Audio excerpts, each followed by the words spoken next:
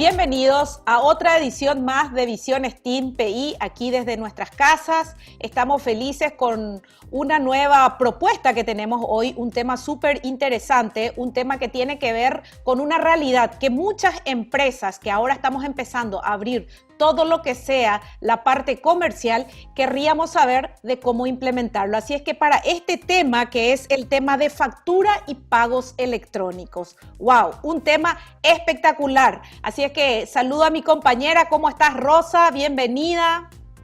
¿Qué tal, Lilian? Muchas gracias. Sumamente contenta de estar en una edición más de nuestro conversatorio online aquí en Visión STEAM PI por Educanal.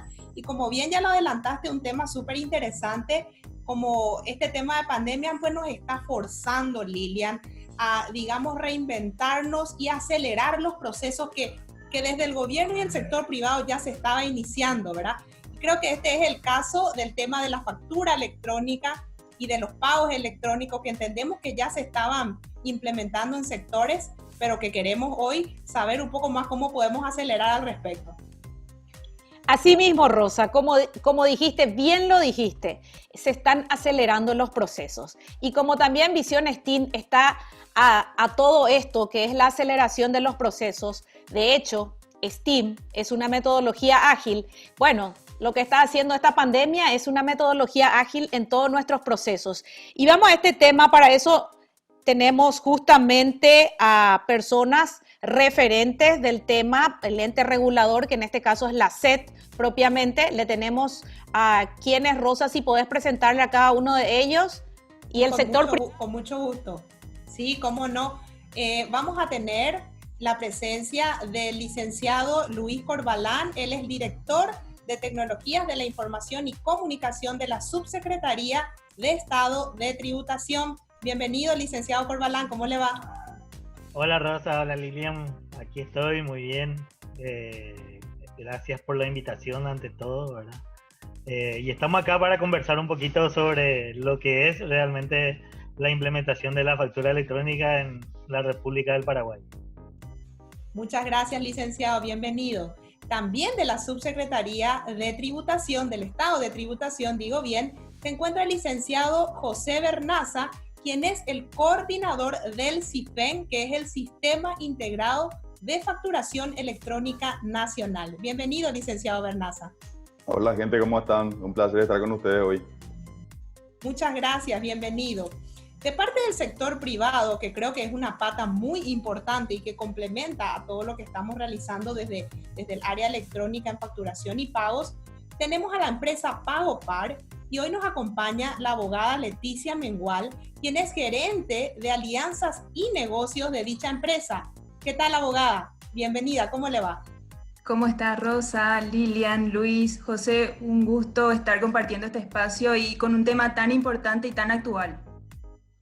Tal cual, Leticia. Muchas gracias. Leticia me permitió tutearle porque estábamos organizando la rutina y tiene tantos títulos y me dice, por favor, quiero que me llames Leticia. Entonces vamos a tutearnos, Leti. Así es, vos ya me habilitaste. El tema de los títulos para el conocimiento en el trabajo en sí, para conversar, a mí me gusta más, que me llamen Leticia y poder compartir nuestras experiencias. Muchas gracias, Leti. Muchas gracias. Bueno, Lilian, empezamos un poco para saber qué pasó un poco acá en la SEP, todo este avance que tenemos en relación a la factura electrónica. Así mismo, y para eso justamente queremos de primera mano que nos hable el director general de TICS, el licenciado Luis Corbalán, que nos comente un poco de qué se trata el proyecto en sí, el proyecto SIFEM, y o sea, cómo viene esto, si ya está implementado y desde hace cuánto, si nos puede presentar un poco, licenciado.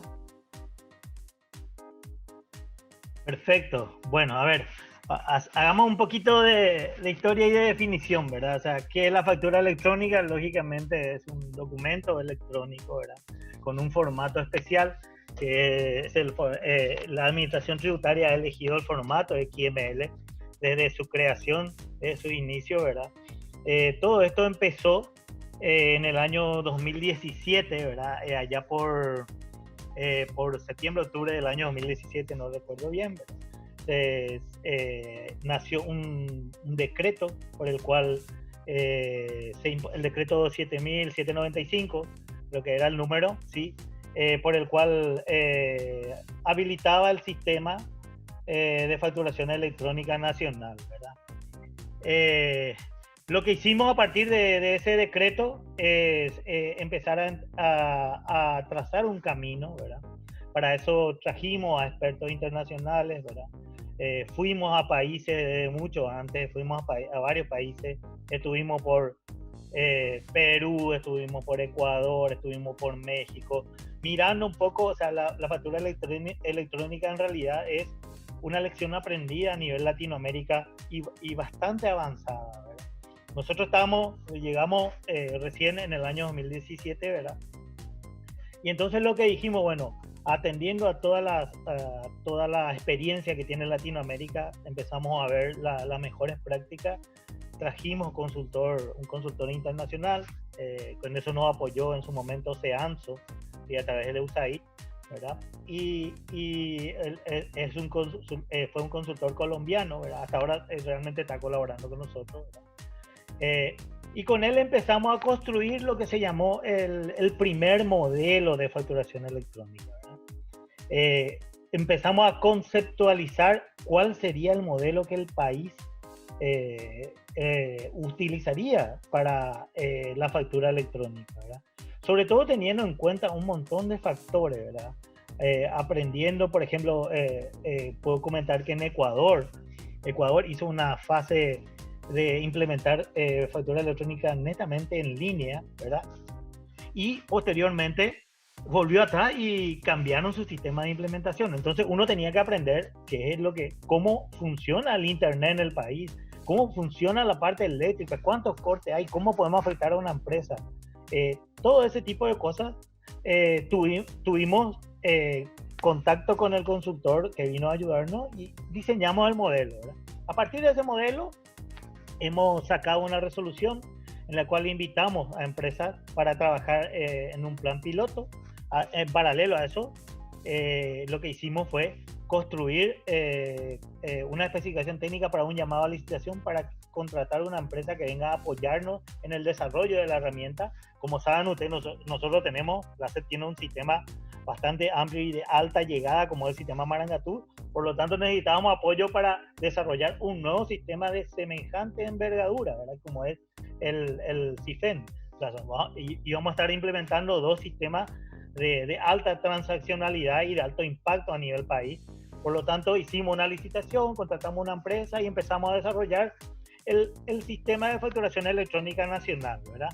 ¿Qué ocurrió ahí? Sacamos una resolución, programamos un plan piloto, hicimos una hoja de ruta, ¿sí? Esa hoja de ruta arrancaba con un plan piloto, le seguía un plan de voluntariedad que le llamamos voluntariedad controlada. Después seguiría una etapa más que se iba a llamar de voluntariedad, donde le íbamos a invitar a los contribuyentes a que ingrese voluntariamente quien quisiera ingresar. Y posteriormente, más adelante, vendría una etapa de obligatoriedad. Si ustedes se fijan, entonces dividimos en 4 proyectos de factura electrónica. Estábamos en la fase piloto. La fase piloto arrancó en el 2018 con 14 empresas. Esas empresas desarrollaron sobre un manual, porque empezamos a crear los manuales para el desarrollo, que es la versión 141. Desarrollaron los productos, empezó a entrar en producción a finales del año 2018. Y durante todo el 2019, esas empresas fueron madurando el producto, ¿verdad? Se fueron ingresando ya la factura electrónica, ingresaron algunos puntos de expedición nada más, no toda la empresa es puramente electrónica. Hoy en día algunos casos ya tenemos que sí están los del piloto facturando electrónicamente en su totalidad. Posterior a esa etapa, ¿verdad? Lo que hicimos fue habilitar una etapa más que se llamó la etapa de voluntariedad controlada. Creo que son 145 empresas las que fueron invitadas. Todas estas etapas fueron por invitación, ¿sí? Y aceptación por parte de la empresa para participar, ¿verdad? Y entonces, hoy en día estamos en esa etapa de la voluntariedad controlada que le llamamos, ¿verdad? Donde las empresas de esa etapa están por ingresar ahora al ambiente de producción para poder desarrollar los sistemas. Habilitamos dos ambientes, un ambiente de test en donde la gente entra, desarrolla y prueba la infraestructura y los servicios que están habilitados, y un ambiente de producción, ¿verdad? Hoy en día estamos llegando a una etapa, nos retrasamos un poquito por todas estas cuestiones, ¿verdad? Inicio de año, la pandemia, ¿verdad? Y estas cuestiones, y hoy en día estamos ya entrando a una etapa, a una segunda etapa donde estamos migrando nuestra infraestructura a una infraestructura más robusta. Entran allí también la del piloto y van a empezar a entrar en el ambiente de producción seguidamente en los próximos meses las empresas de la voluntariedad controlada. Qué interesante, licenciado Luis Corbalán, todo el proceso, haciendo un poco de historia de todo el trabajo que requirió de que hoy podamos estar ya en esa etapa de voluntariedad obligatoria, ¿verdad? Voluntariedad controlada. Voluntariedad controlada, perfecto. Pero bueno, ya pasamos del piloto de voluntariedad y hoy estamos ya en una etapa más que es ya voluntariedad controlada. Sí. Bueno, queremos hacer un breve corte con esta interesante información que el licenciado Corbalán nos está introduciendo en todo este apasionante tema. Quédate ahí, vamos a hacer un pequeño corte y enseguida volvemos con más Visiones TIM. Gracias.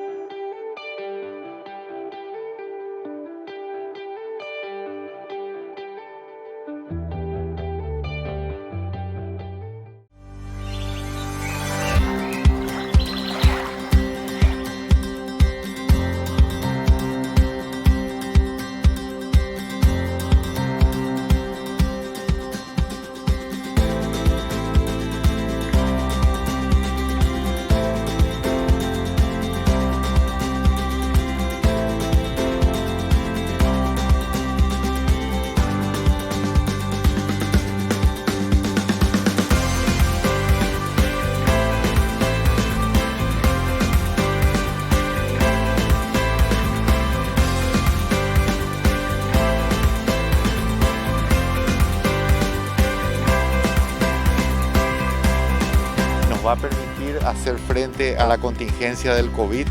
Vamos a destinarla a los hospitales de Limpio y al hospital de Paraguarí, de modo a dotarle de la posibilidad de poder atender, e incluso en determinados momentos, si fuera necesario, esto se puede terapizar.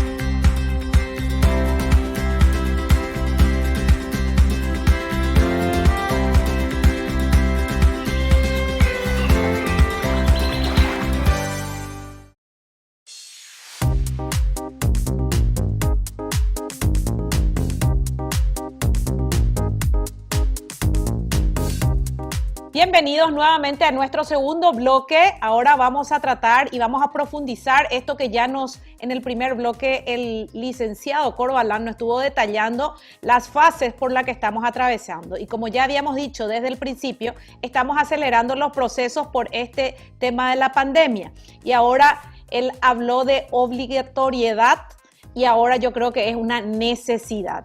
Así es que vamos un poco a preguntarle al coordinador, que es el licenciado Bernaza, vamos a preguntarle un poco sobre este tema de, en la fase en la que estamos ahora implementando, ¿cuál es la diferencia que se tiene para las personas que no están en esta fase de plan piloto?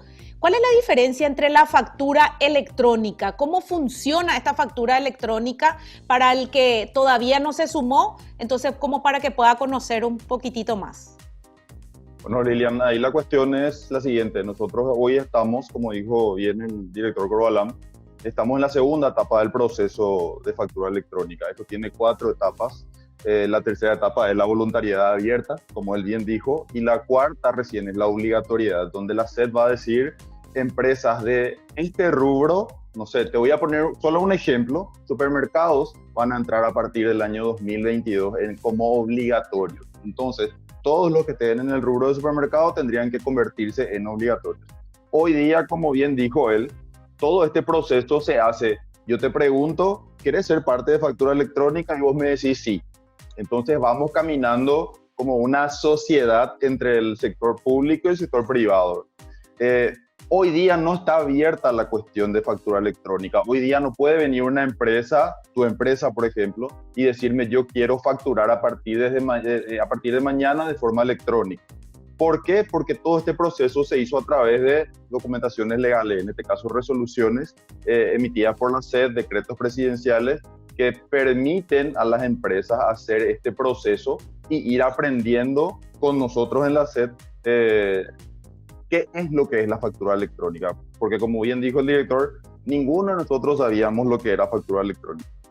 Aprendimos en todo este proceso, aprendimos de otras experiencias en otros países. Las empresas nos contaron cuál es su metodología de trabajo, cómo hacen las cosas, y en base a eso fuimos construyendo. Estimo yo que la tercera etapa, el director, espero que no me mate, ¿verdad? La tercera etapa de voluntariedad abierta iniciaría ya por el mes de agosto, septiembre aproximadamente, hacia fin de año, para no ser tan optimistas, ¿verdad? Donde le vamos a decir a la empresa, todo aquel que quiera entrar a factura electrónica, que levante la mano. Le vamos a dar soporte y en 6 meses quizás van a estar facturando electrónicamente. ¿Por qué? Porque la empresa necesita hacer cierto sacrificio, por sobre todo económico y de recursos humanos, para poder desarrollar sus sistemas y adecuar todo el proceso a lo que la SED pone como exigencias para hacer un facturador electrónico. Entiendo, licenciado Bernaza, pero lo que no me quedó claro es cuál es la diferencia. ¿Cuál es la diferencia entre una factura electrónica y una factura tradicional? Factura papel, ¿cuál es la diferencia? En realidad, Rosa, hay que decir ahí que no son para nada la misma cosa. La factura papel es un documento que imprimís por cualquier sistema, ya sea en tu impresora o ya sea en una imprenta. O lo haces a mano o a mano. O lo haces a mano, por supuesto, ¿verdad? La factura electrónica es un documento virtual. Es un documento que si vos tenés en la mano, si vos podés ver en una computadora, quizás no vas a entender. Es un código de computadora. Desde el momento que nosotros imprimimos este documento, ya no es una factura electrónica, es una representación gráfica de una factura electrónica y es una representación gráfica simplificada. La factura electrónica tiene, no recuerdo, a lo mejor el director Corbalán ahí me sopla, ¿verdad? Pero tiene aproximadamente 3.000 campos cada factura. Y cuando yo imprimo ese documento documento deja de tener todo ese contenido, digamos. Entonces, lo que yo hago cuando imprimo una factura electrónica es imprimir una representación gráfica de la factura que no es factura electrónica. ¿Quedó claro? Sí, clarísimo, porque yo estoy operando con una entidad bancaria en donde ellos emiten facturaciones de reportes o formatos electrónicos que yo lo puedo imprimir o directamente bajar esa factura que vos me decís hoy, que es una representación gráfica, ¿verdad? De la factura electrónica que yo puedo reenviar a mi contador, por ejemplo, ¿verdad? O bajar e imprimir, ¿verdad? Y lo mismo con una telefonía con quien opero también. De hecho, ellos me preguntan, ¿quiere usted una factura electrónica o quiere seguir recibiendo en formato físico? Entonces, ahora lo que usted nos está diciendo es que ese formato, esa representación gráfica de esa factura que vemos en las entidades bancarias o telefonía que nos muestran desde la Interhome Banking, por ejemplo, eso no es una factura electrónica, entonces. No, es una factura electrónica, Rosa. ¿Y por qué no es una factura electrónica? Porque la factura electrónica sencillamente tiene un método que es casi infalible, vamos a decirle, que me permite identificar al emisor de una factura y al receptor inclusive de esa factura, que es la firma digital. Al momento de imprimir un documento, ese documento ya no tiene firma digital, ya no se puede identificar la firma digital.